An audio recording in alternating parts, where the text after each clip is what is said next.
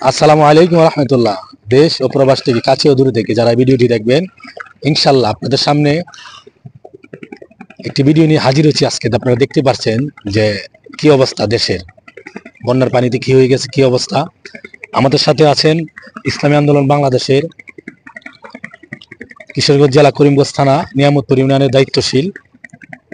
ওনাদের সাথে একটু আলোচনা করব। ওনারা আসার পরে জায়গায় ঘুরে কি দেখলেন, কতটুকু কি বুঝলেন, আসেন ওদের সাথে কথা বলি। আসসালামু আলাইকুম রহমতুল্লাহ। ওয়ালাইকুম আসসালাম রহমতুল্লাহ ওয়াবারাকাতুহু। বিলাল ভাই, এখানে তো আসছেন তো অনেকক্ষণ হয়ে গেছে না? জি জি, অনেকক্ষণ হয়ে যাচ্ছে। এই যে বন্যার পানি, তো আমরা ভাবছিলাম যে পানি কমছে, তার জন্য তো আসা যে ঘুরে দেখা যায় পানি কতটুকু কমছে। না, আসলে তো পানি এখানে কমে নাই, পানি তো যা বাড়ার এরকমই আছে। যে রাস্তাঘাট ভেঙে গেছে গা, একটা নতুন রাস্তা করছে, এই রাস্তাটা তো ভেঙে গেছে গা। তাছাড়া ওই যে শুরুতে এইদিকে বা শেষের দিকে দুই দিকেই ভাঙা। মানুষ চলাফেরা করতে অনেক কষ্ট হইতাছে।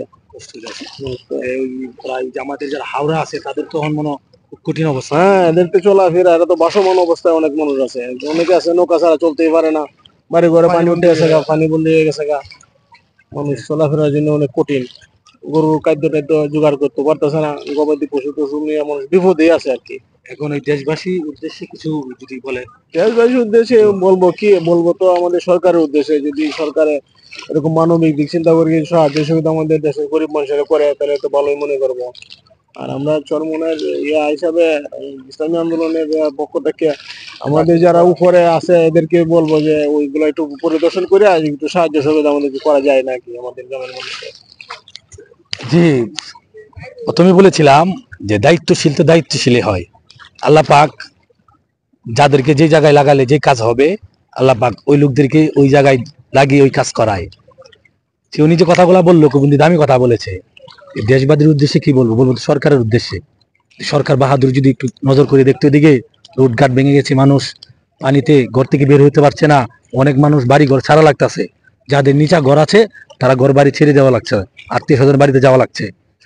এখন আমাদের যারা ইসলামী আন্দোলন উপরে যারা দায়িত্বশীল আছেন, আমার ওই মুরব্বী যিনি আছে, বড় ভাই খেয়াল দিয়েছে, ইনশাল্লাহ আপনারাও একটু খেয়াল রাখবেন চোখে। আর ভিডিওটা সবাই শেয়ার করে দিবেন।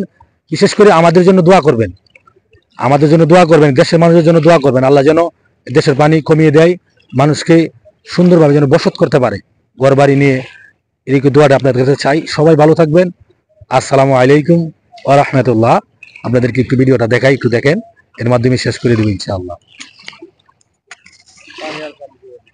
পানি আর পানি, দেখতে পাচ্ছেন? পানি আর পানি, যেদিকে তাকাই সেদিকে তো পানি আর পানি।